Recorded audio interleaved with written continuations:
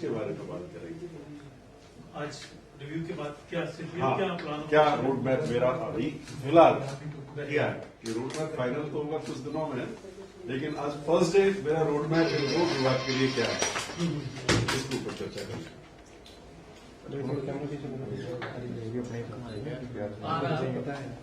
तो आप पहले आने चाहिए ना यार, आप इतना बड़ा क्यों कर रहे हो? जब तक पारिवारिक तो हम नहीं करें, हम नहीं करें यार मेरी बात सुन, मैं कह रहा हूँ तेरा भी हो जाएगा आराम से। जब तक पानी बनाओ लगा लो ना ऐसी जगह दे दो सेंटर में भी, और आप जल्दी करें पीछे और पीछे डिस्टर्ब हो रहा है। भाई साहब थोड़ा सा पीछे तो एक अच्छा काम करते मैं कहता हूँ आप हमने सजेशन किया वो काम कर गया। मैं लगा के हट जाऊंगा, पर मैं कैसे कर रहा हूँ, मैं बता रहा हूँ यार, विश्वास तो करो। हाँ नहीं तो वैसा एक टुकड़ा पंचायती राज कितने पे कनेक्ट अपना एक हिस्सा पंचायती राज में, हाँ एक हिस्सा इधर। वो तो चलो कोई बात नहीं, कनेक्ट अपना लेकिन शिक्षा विभाग की अधिकारी होनी चाहिए। उससे वर्किंग अच्छी होती है, इंफ्रास्ट्रक्चर फंडिंग की जो प्रॉब्लम हो रही रहती है, जैसे वट वृक्ष होता है ना, उसके नीचे भी आप एक दूसरा पौधा लगा दो। ऐसे हमारा मेडिकल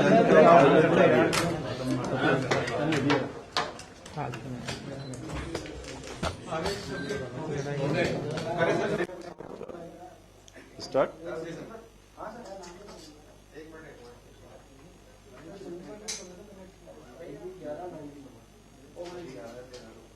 देखिए, आज मेरे द्वारा जो मुझे आयुर्वेदिक विभाग की जो जिम्मेदारी दी गई है, आयुर्वेदिक विभाग इंडियन मेडिसिन, दूसरा विभाग मेरे को दिया गया है पब्लिक ग्रीवेंसेस एंड रिड्रेसल। इन विभागों का मैंने आज रिव्यू किया है, और जिसमें मैं कहना चाहूंगा आयुर्वेद एंड इंडियन मेडिसिन जो डिपार्टमेंट है उसके तहत, और आप सभी जानते हैं पिछले 31 महीनों में 18 महीने हमारे कोरोना पीरियड में बीते हैं, और अभी भी तीसरी लहर की आशंका बरकरार है। ऐसी परिस्थितियों में जहां कोरोना के दौरान हमारे आयुर्वेद विभाग ने शानदार काम किया था, चाहे काढ़े का वितरण हो, दूसरी दवाइयों का वितरण हो, उसको जो रिव्यू किया गया तो मैंने फोकस जो दिया है डिपार्टमेंट के अधिकारियों को कि इस आने वाली संभावित लहर का प्रभाव करने के लिए आयुष की जो रोल है, जिसमें हमारा आयुर्वेद, होम्योपैथी, योगा, नेचुरोपैथी, ये सिद्धा भी है, यूनानी भी है, लेकिन इन तीन का तो बहुत बड़ा रोल है। तो मैं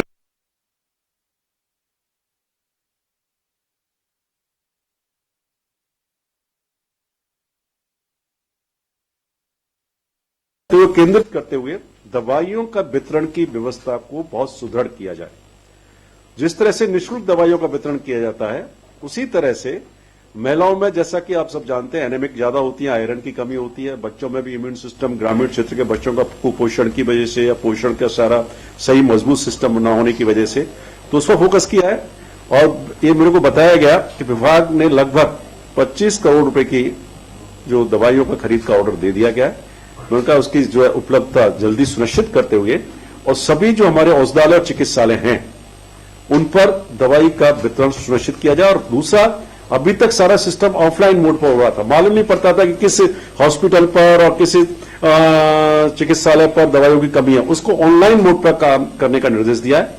जिस तरह से हमारे मेडिकल हेल्थ डिपार्टमेंट में सारा काम ऑनलाइन होता है, जो आपूर्ति वाली हमारी कंपनी है, प्लस जहां पहुंचना है दवाई का, डेली का उस पर डाटा आ जाता है। तो मैंने कहा डाटा एनालिटिक्स का प्रयोग करते हुए सारे सिस्टम को ऑनलाइन किया जाए कि हमारे औषधालय, चिकित्सालय जो आयुर्वेद के, होम्योपैथी के हैं, वहां दवाइयों की डेली मॉनिटरिंग होनी चाहिए।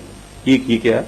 दूसरा जो मेरा फोकस है कि मेडी टूरिज्म, जिसकी माननीय मुख्यमंत्री जी ने घोषणा की थी, अभी लगभग 20 हमने जगह चिन्हित किए बजट घोषणा में, आपने देखा होगा, उस पर फोकस करते हुए पायलट प्रोजेक्ट के रूप में जो कुंभलगढ़ और नाथद्वारा, इसी तरह से अन्य जिलों में भी प्रपोजल्स इनवाइट करके पीपीपी मॉडल पर मेडी टूरिज्म के तहत आयुष और टूरिज्म को जोड़ते हुए, जो आप देखते हैं कि आपने केरल का नाम सुना होगा, उसमें काफी टूरिज्म को वो आकर्षित करते हैं, तो राजस्थान भी आने वाले समय में उस आयुष टूरिज्म, जो मेडिकल टूरिज्म की बात करें या मेडी टूरिज्म की बात करें, उसी के तहत ऐसे केंद्र डेवलप किए जाए पीपीपी मॉडल के तहत, जिससे कि जो फॉरेन टूरिस्ट भी आता है, डोमेस्टिक टूरिस्ट भी आता है, वो उनका उपयोग करे और हमारे सरकार की, हमारी राजस्थान प्रदेश की रेवेन्यू भी बढ़े, टूरिस्ट जितना अधिक आएगा हमारी इकोनॉमी मजबूत होगी।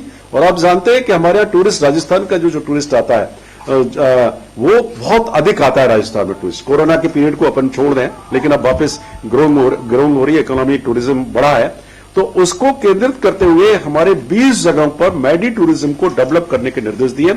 उसके तहत मैंने आज निर्देश दे दिए कि वो प्रपोजल्स इनवाइट किए जाए, जो इंटरेस्टेड है, यूआई जो बन रहा है उसमें उनसे प्रपोजल इनवाइट किए जाए, उसमें जमीन निःशुल्क सरकार उपलब्ध कराएगी। ये बहुत इंपॉर्टेंट डिसीजन है हमारे माननीय मुख्यमंत्री जी का कि सरकार उसके लिए निःशुल्क जमीन देगी और सारा वो डेवलप खुद करेगा और उसको लीज पर देने का काम सरकार करेगी। एक ये है। तीसरा जो फोकस आयुर्वेद विभाग का जो मैंने रिव्यू किया कि जो मेडिकल जो इंटीग्रेटेड कॉलेजेस खोलने की बात, आयुष कॉलेजेस जो 6 जगह में बजट घोषणा की है, उनका हम चाहते हैं कि दिसंबर के अंदर ही अंदर उनका काम शुरू हो जाए, उद्घाटन हो जाए उन 6 जगहों का, जिसमें भरतपुर भी है, अजमेर भी है, जोधपुर भी है, उदयपुर भी है, इस तरह के 6 जगह हैं।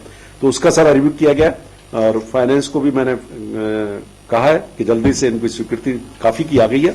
1-2 जगह लैंड अलॉटमेंट नहीं हो पाया, वो काम किया। चौथा जो आयुष के लिए इंपॉर्टेंट जो चीज है, होम्योपैथी भी और यूनानी भी, ये भी काफी अच्छी विधा है जिनका फोकस नहीं जाता है।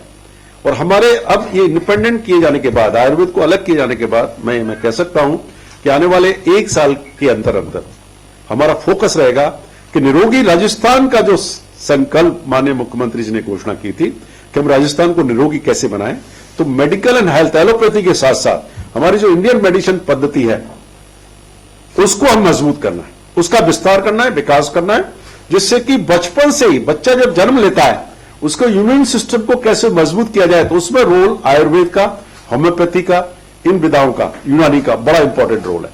हम बाद में आभास होता है जब हम बड़े हो जाते हैं कि हमारा इम्यून सिस्टम काम नहीं कर रहा, सीजनल जो बीमारियां बहुत अटैक करती हैं, जिनका इम्यून सिस्टम मजबूत होता है उनको इन्फेक्शियस डिजीज जो है वो प्रभावित नहीं कर पाती। तो मैं समझता हूं कि अब समय आ गया है और ये वर्ल्ड में भी जाना गया है। जितनी भी रिसर्च और साइंटिफिक रिसर्च आ रही है, साइंटिस्ट इस चीज को कह रहे हैं कि इम्यून सिस्टम को मजबूत करना, और इम्यून सिस्टम में सबसे ज्यादा रोल अगर किसी का हो सकता है और है तो आयुर्वेद और होम्योपैथी, यूनानी, योगा, नेचुरोपैथी का बहुत मजबूत रोल है। तो हम चाहेंगे, और हमारे मुख्यमंत्री जी की मंशा है, सरकार की भी मंशा है, और विभाग के अधिकारियों को मैंने निर्देश भी दे दिए हैं कि हमें जो आगे का 10 वर्ष का जो रोड मैप तैयार करने का निर्देश दे रहे हैं कि 10 वर्ष के आने वाले समय में आयुर्वेद के तहत, आयुष के तहत जो विभिन्न विधाएं 5 इनका रोड मैप कैसा है। जैसे योग और नेचुरोपैथी के भी हमारे सेंटर्स खुले, जिला स्तर पर खुले, ब्लॉक स्तर पर खुले, यूनानी हॉस्पिटल्स को भी, यूनानी को भी हम चाहते हैं वो विधा भी डेवलप हो, इसको भी हम चाहेंगे। होम्योपैथी के और सेंटर्स खोले जाए, कॉलेजेस खोले जाए। 2 कॉलेजेस की घोषणा कर दी गई थी, अजमेर और जोधपुर की। आने वाले बजट में हम चाहेंगे कि कम से कम हर संभागीय मुख्यालय पर जो है होम्योपैथी के कॉलेजेस खोले जाए, जिससे कि गांव में जाकर के, ये ऐसी विधा है जो कम खर्चे में, बहुत सस्ती दवा है होम्योपैथी की, और उसको अगर सही मायने में सही यूज किया जाए तो मैं समझता हूं उसको, उस बीमारी का निदान काफी हद तक किया सकता है। ये मेरा आयुर्वेद का रोड मैप है।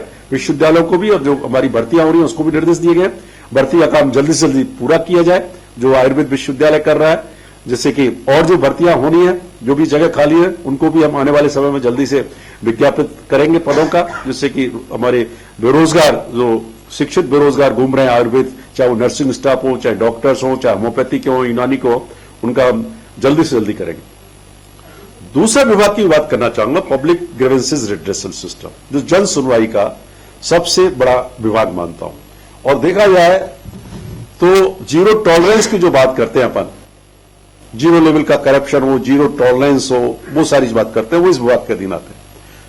और जब आज मैंने रिव्यू किया तो इस विभाग का बड़ा स्कोप है, हमारे डिफरेंट विभाग कैसा काम कर रहे हैं, नीचे के लेवल के अधिकारी या उच्च स्तर के अधिकारी हमारे आम आदमी की समस्याओं का किस तरह से निपटारा कर रहा है। मुझे खुशी हुई कि करीब करीब मैं समझता हूं 9 करोड़ जो है बात इस संपर्क पोर्टल के माध्यम से विगत वर्षों में आई, और उसमें से लगभग जो डिस्पोजल जो रेट रही है लगभग 98% के करीब रही है।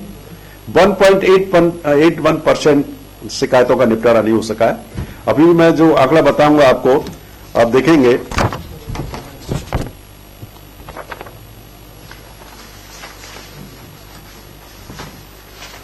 कि लगभग सवा लाख के करीब जो है अभी जो है बकाया चल रहे हैं जो हमारे केसेस। तो उसमें मैंने निर्देश दिए हैं कि करीब करीब कुछ केसेस लगभग 300 350 केसेस वो केसेस हैं जो 1 साल से अधिक जिनका निपटारा नहीं हुआ है। अब उसमें कुछ हो सकता है, लिटिगेशंस की प्रॉब्लम हो सकती है, कुछ कानूनी अड़चनें हो सकती हैं। तो मैं निर्देश दिए कि कम मेरा यह मानना है कि इस विभाग का फोकस रहेगा कि 60 दिन के बाद केसेस ना रहें। 60 डेज के अंदर अंदर जो भी व्यक्ति संपर्क पोर्टल पर अप्रोच कर रहा है उसकी समस्या का निदान 60 दिन के अंदर अंदर हो जाना चाहिए। अभी तक हमारे केसेस 30 डेज के अंदर भी हमने निदान किया है, 45 डेज के अंदर भी निदान किया है, 60 डेज के अंदर भी निदान किया है। और मैंने तो कहा है कि मैं हर माह इसकी मॉनिटरिंग करूंगा इस विभाग की। हमारी वीकली भी मॉनिटरिंग होती है, सेक्रेटरी जो है इसकी मंथली मॉनिटरिंग कर रहे हैं, लेकिन मैं स्वयं मंथली रिपोर्ट करूंगा किस कलेक्टर की क्या परफॉर्मेंस है जिला स्तर की। इसकी रिपोर्ट बना के हम मुख्यमंत्री स्तर तक भेजेंगे। कौन से विभाग किस तरह से काम कर रहा है, किन विभाग निपटारा करने में अच्छा काम कर रहे हैं, कौन से विभाग इन समस्याओं का निपटारा करने में काम नहीं कर रहे हैं, उनकी जवाबदेही सुनिश्चित करेंगे। और ऐसे विभागों के विरुद्ध भी निश्चित रूप से उनका लिखने का भी काम करेंगे और इस चीज को मुख्यमंत्री स्तर तक भी पहुंचाया जाएगा। किस डिपार्टमेंट के काम नहीं हो पा रहे हैं, कौन प्रॉब्लम ज्यादा है, किस विभाग की ज्यादा प्रॉब्लम है, इस चीजों को लेकर के फोकस किया गया। और दूसरा, इसमें 1 अप्रैल 2022 से जो पब्लिक गवर्नेंस के तहत जो माननीय मुख्यमंत्री जी घोषणा की थी कि जन्म प्रमाण पत्र, विवाह के प्रमाण पत्र, निवास प्रमाण पत्र, इस तरह के 7-8 जो प्रमाण पत्र हैं वो डोर डिलीवरी की जाएगी। इसका विभाग ने वर्क ऑर्डर दिया जा चुका है, कंसल्टेंट नियुक्त हो चुकी है, फर्म का नियुक्ति आदेश जारी हो गए थे। 6 माह का समय दिया हमने उसको तैयारी करने के लिए। और मेरी ये संकल्प है कि 1 अप्रैल 2022 से माननीय मुख्यमंत्री जी के माध्यम से हम राजस्थान को एक बहुत बड़ी सौगात देंगे कि आपको घर पर इन सर्टिफिकेट्स की डिलीवरी सुनिश्चित की जाएगी। तो एक जो सुशासन, जिसको हमारे जो गुड गवर्नेंस का कंसेप्ट है मुख्यमंत्री जी का, कि हमारे दूर दराज व्यक्ति को सरकारी विभागों में चक्कर नहीं काटने पड़े इन कामों के लिए। और ये सबसे ज्यादा काम होते हैं, चाहे वो डेथ सर्टिफिकेट हो, चाहे बर्थ सर्टिफिकेट हो, या ये विवाह का प्रमाण पत्र हो, इस तरह के जो प्रमाण पत्र है 7-8 के, वो वहीं की हो। मैं बताना चाहूंगा जो हमारे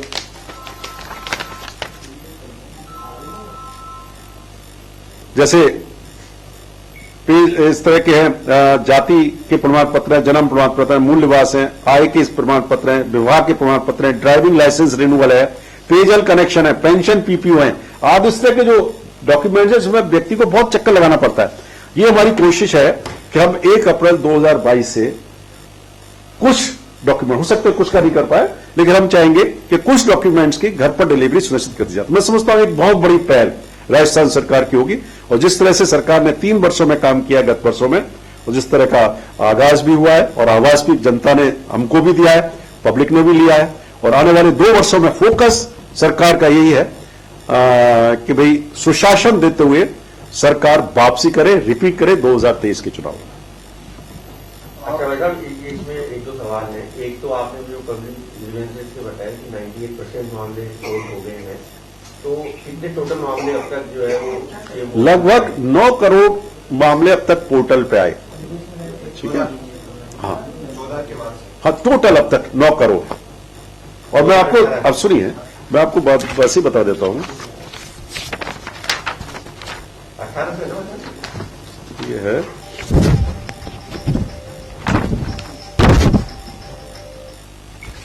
17 से।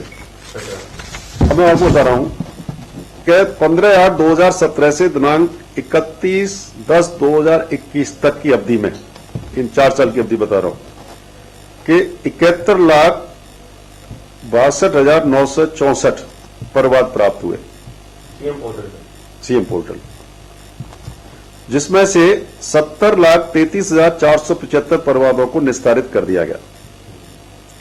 अभी जो है 1,29,489 परिवाद लंबित हैं। उनके निस्तारण के लिए वैसा कोई योजना नहीं? हाँ, उसी को आज इसीलिए रिव्यू किया। मैंने कहा भाई फोकस करते हुए हम इस अवधि को 60 दिन लाना चाहते हैं। जैसे मेरे पास आंकड़ा आया था, वो अभी मेरे पास है नहीं, कि 1 साल के अंदर हाँ ये देखिए, टोटल जो केसेस जो 33 जिलों में अभी जो पेंडिंग है, जो बताए गए हैं मुझे, 1,31,000, ये थोड़ा डिफरेंस है, 1,31,657 केसेस, ये 31/10 डेट का अंतर है, 31/10/2021 तक, जिसमें से टोटल जो एप्लीकेशन जो मैंने बताई थी ना आपको, 9,40,67,435 टोटल एप्लीकेशन रिसीव्ड हुई, जिसमें से डिस्पोज किया गया 9,39,35,566 का डिस्पोज कर दिया गया। 1,31,657 जो है ये अभी पेंडिंग है, ठीक है, जिसमें से with in time limit 1 lakh, इसमें से मैं बता रहा चाहूंगा कि 1,30,962 तो टाइम लिमिट की पेंडिंग है, अभी टाइम लिमिट है। 695 एप्लीकेशन ऐसी हैं जो बियॉन्ड स्टिपुलेटेड टाइम लिमिट है। तो उसके लिए मैंने कहा इसके क्या कारण है, क्यों नहीं हो पा रहा। हो सकता है लीगल लिटिगेशंस होते हैं कई बार, तो उसमें कोई भी विभाग कुछ नहीं कर सकता, कोर्ट में केस चल रहे हैं, लेकिन फिर भी व्यक्ति अपने संपर्क पोर्टल पर डाल देता है, जब मालूम पड़ता है कि इसमें विभाग कुछ नहीं कर सकता है, तो डिस्प्यूटेड केस भी हो सकते हैं। इस तरह के केसेज हैं। ये कागज दे देना था वो। हाँ? कौन सा जिला रहा सर इसमें, और अच्छे जो सोल्यूशन किया है वो कौन सा जिला है? अब देखिए, इसका तो परसेंटेज निकालना पड़ेगा मुझे, ये आपको मैं भिजवा दूंगा।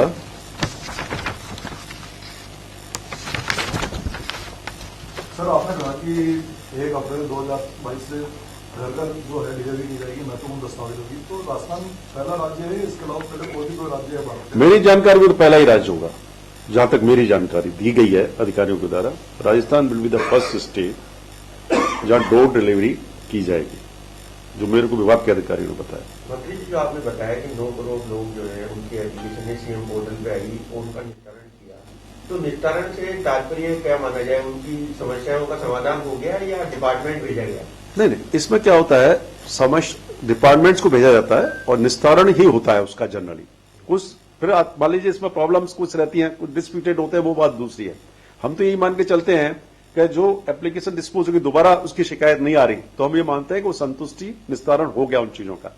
अब विभाग के लेवल पर ये है, उसका रिव्यू करने का सिस्टम अलग है। और जनरली मैं खुद में एक गवाह हूं, कोई मेरे ही क्षेत्र का मामला था, परसों की बात है कि कोई गांव के व्यक्ति का फोन आया कि इस तरह से साहब कोई सीएम पोर्टल पर डाल दिया और ये लोग पोल नहीं लगाने दे रहे हैं। तो मैंने कहा चलिए मैं देखता हूं। फिर मैंने मालूम किया भाई क्या मामला था, कि साहब 2 पार्टियों में झगड़ा था। वो कहता है मैं मेड़ पे से ले जाने नहीं दूंगा, वो कह रहा है इधर से लेके जा। तो अधिकारी पहुंच गए, भाई नहीं ये तो पोर्टल का मामला है, तो डालनी पड़ेगी। तो वो डाली उन्होंने, तो बड़ी खुशी हुई मुझे। और वो व्यक्ति मेरे पास भी 3-4 बार आ चुके थे पूर्व में, दोनों ही पार्टियां। तो अब सीएम पोर्टल पर जाने के बाद विभाग का भी प्रभाव बढ़ गया और वो समस्या का समाधान बड़े तरह से हो गया, उसमें कोई डिस्प्यूट नहीं हुआ। नहीं अदरवाइज क्या होता है, वहां झगड़े के होने की संभावना हो जाती है, कई कुछ हो जाती है। तो इससे वो अधिकारी मौके पर पहुंच जाते हैं, तो आपसी झगड़े नहीं हो पाते जब अधिकारी होता है। तो कई बार आपने देखा रेवेन्यू डिपार्टमेंट के झगड़े हो जाते हैं आपस में, जब एसडीएम और तहसीलदार जाकर के समझौता करा देते हैं और सब बता देते हैं रिकॉर्ड ही है, तो वो शांत हो जाते हैं। नहीं अदरवाइज आपस में कंफ्यूजन रहता है, लड़ाई झगड़े होता है, फौजदारियां हो जाती हैं। तो इस पोर्टल का सबसे बड़ा फायदा है और इसको बड़ा सीरियसली लेते हैं, कलेक्टर भी सीरियसली लेता है। हम लोग जब जनसुनवाई करते हैं प्रभारी मंत्री के नाते, जब जाते हैं जिलों में, तो हम भी यही सबसे पहले इसी को देखते हैं।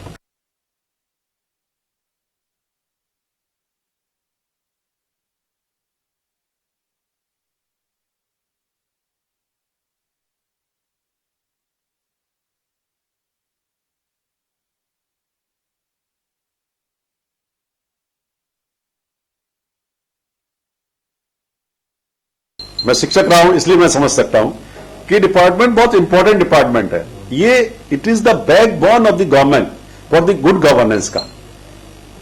इसकी मॉनिटरिंग इसके इस विभाग के अधीन सारे विभाग हैं कि कौन विभाग कैसा काम कर रहा है, रिपोर्ट कार्ड देने का काम ये विभाग करेगा। ये आज मैं आपको बता रहा हूं, लेकिन सर ये विभाग रिपोर्ट कार्ड देगा हर विभाग का। सूचनाएं देना अधिकारी समझते नहीं कि जिनको सूचनाएं दी जाए बाहर।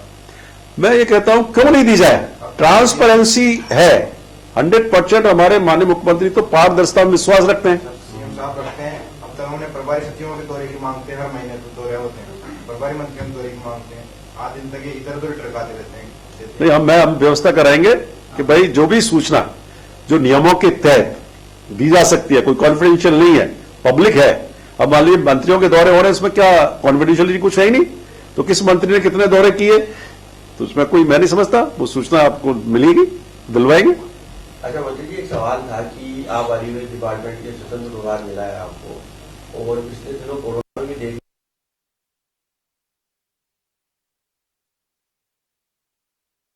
तो इस तरह की दवाइयों को आप राजस्थान में रोकने के लिए, जिनको कि एक जो मानक संस्था है उनको अप्रूवल नहीं देती, उसके बावजूद बेच रहे हैं, उसको लेके क्या करेंगे आप?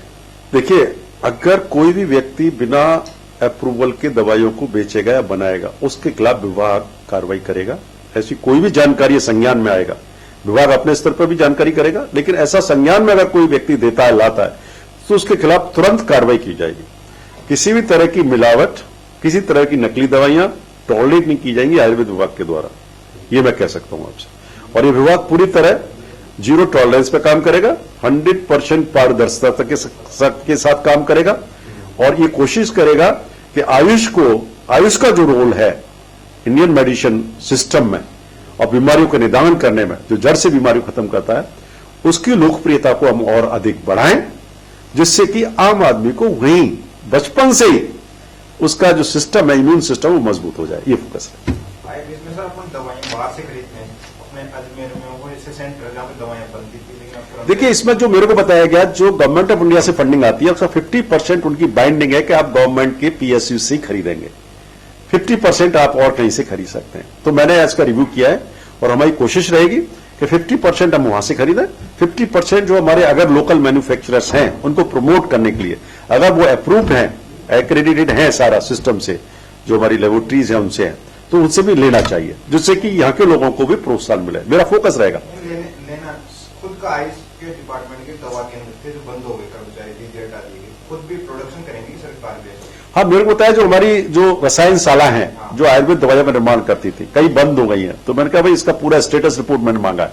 हम कोशिश करेंगे जो अच्छी आयुर्वेद रसायनशाला है खुद हम बनाएं, और जैसे खुद बना करके हम खुद ही डिस्ट्रीब्यूट करें, बिल्कुल फोकस रहेगा। उससे बढ़िया तो क्वालिटी कोई बढ़िया दे ही नहीं सकता है, हमारी रसायनशालाओं से बढ़िया तो क्वालिटी। तो कई बार क्या होता है, ये प्रायोरिटी पर फोकस, इस डिपार्टमेंट में प्रायोरिटी ना होने की वजह से, फोकस ना होने की वजह से उतना काम नहीं हो पाए। मैं कोशिश करूंगा आने वाले समय में कि इस रसायनशालाओं को कैसे हम मजबूत कर सकते हैं, जिससे कि दवाई का निर्माण शुद्धता के साथ हम खुद ही करें और खुद ही डिस्ट्रीब्यूट करें, तो अच्छा रहेगा। Thank you.